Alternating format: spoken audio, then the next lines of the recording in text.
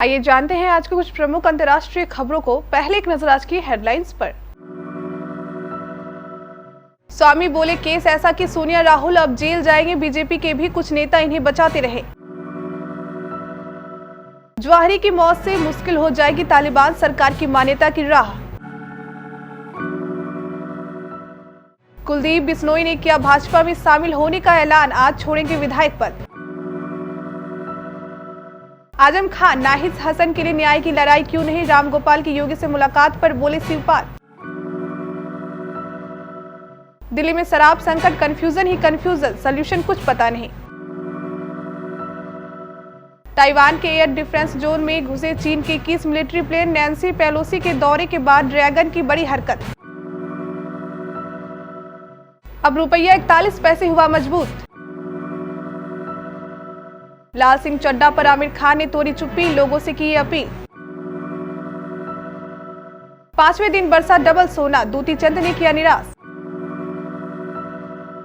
भारत ने तीसरे टी20 में वेस्टइंडीज को 7 विकेट से हराया, सीरीज में 2-1 की बनाई बढ़त। सोनिया गांधी और राहुल से घंटों पूछताछ और अब नेशनल हेराल्ड के दफ्तर में छापे। मामला वही national Herald money laundering case का। इस मामले को सबसे पहले बीजेपी नेता सुब्रमण्यम स्वामी ने उठाया था। स्वामी का दावा है कि अब सोनिया और राहुल जेल जाएंगे। वे बीजेपी नेताओं पर भी तल्ख देखे। बोले बीजेपी के भी कुछ लोग सोनिया राहुल को बचाना चाहते थे, पर नेशनल हेराल्ड हाउस बिल्डिंग के 4थे माले पर भ्रष्टाचार के सबूत भरे पड़े हैं। अफगानिस्तान के काबुल में एक मकान पर अमेरिकी ड्रोन हमले में अल-कायदा के सरगना अयमान अल जवाहिरी के मारे जाने के बाद अफगानिस्तान के तालिबानी शासकों पर अंतर्राष्ट्रीय निगरानी तेज हो गई है। साथ ही इस घटना से अंतर्राष्ट्रीय मान्यता और मदद मिलने के तालिबानी सरकार के प्रयासों पर भी असर पड़ेगा।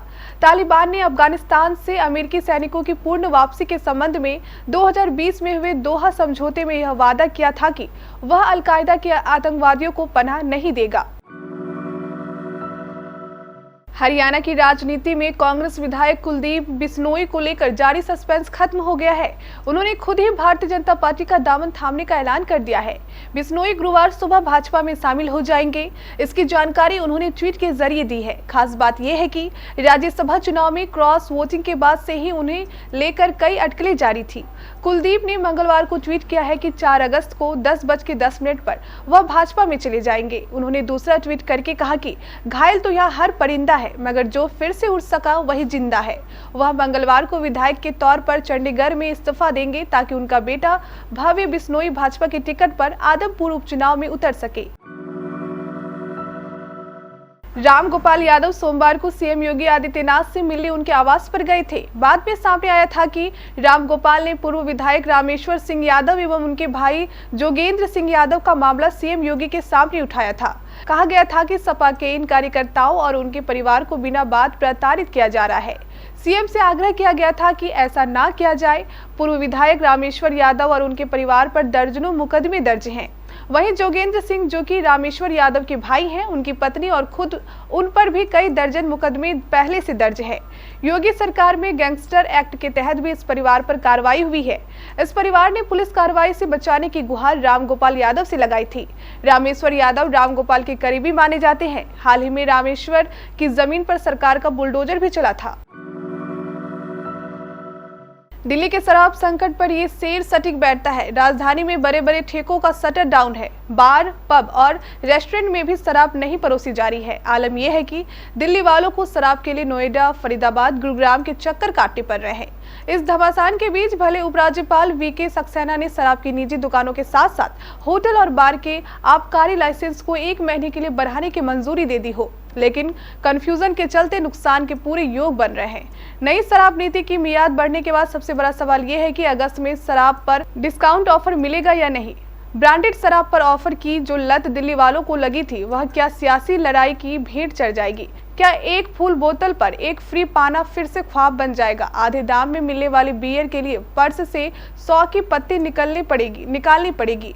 ऐसे तमाम सवाल शराब के शौकीनों के हैं। सरकार के राजस्व पर भी विपरीत असर, कारोबार में मंदी, लाइसेंस का लफड़ा, पब बार के धंधे पर चोट की बातें भी कही जा रही है।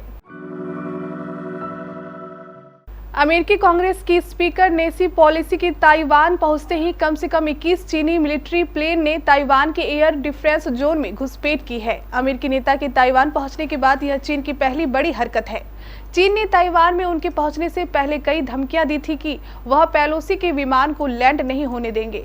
ताइवान के रक्षा मंत्रालय ने ट्विटर के जरिए कहा, 21 PLA एयरक्राफ्ट 2 अगस्त 2022 को ताइवान की दक्षिण पश्चिम एयर डिफेंस आइडेंटिफिकेशन जोन में घुसे हैं। वहीं चीन की मीडिया रिपोर्ट के मुताबिक नैन्सी पेलोसी के ताइवान पहुंचने के बाद उसका सभा मंत्रालय हाई अलर्ट पर है। इतना ही नहीं, वह इस दौरे के नतीजे में ताइवान के खिलाफ टारगेट मिलिट्री एक्शन लेगा।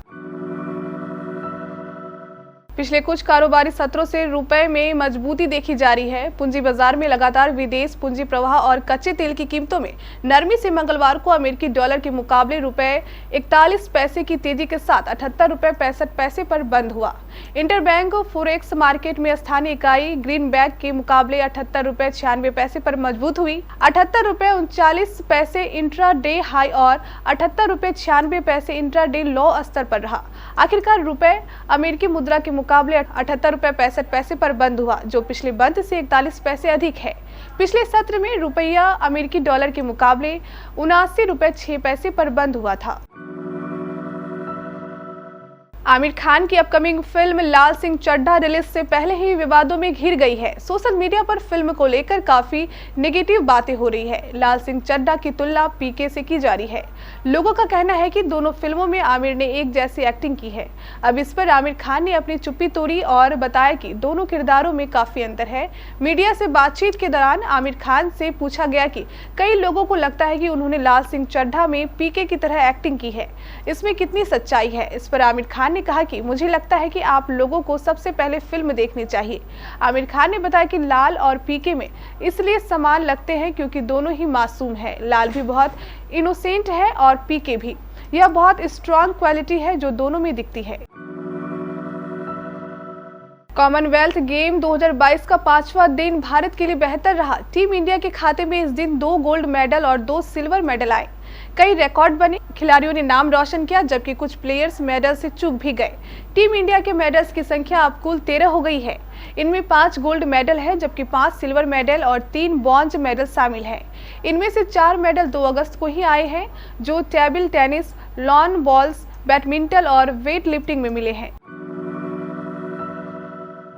भारत और वेस्टइंडीज के बीच 5 मैचों की T20 सीरीज का तीसरा मुकाबला सेंट किट्स के वानर मैदान में खेला गया। वेस्टइंडीज ने टॉस हारकर पहले बल्लेबाजी करते हुए भारत को 165 रन का लक्ष्य दिया। जवाब में भारत ने 19 ओवर में 3 विकेट गंवाकर लक्ष्य हासिल कर लिया। सूर्य कुमार ने मैच जिताऊ पारी खेली। भारत ने तीसरे T20 में वेस्टइंडीज को 7 विकेट से हरा दिया है। टॉस हारकर पहले बल्लेबाजी करते हुए वेस्टइंडीज ने 20 ओवर में 5 विकेट पर 164 रन बनाए। कायल मेयर्स ने सबसे ज्यादा 73 रन की पारी खेली। जवाब में भारत ने सूर्य कुमार के 76 रन की बदौलत 19 ओवर में 3 विकेट गंवाकर लक्ष्य हासिल कर लिया।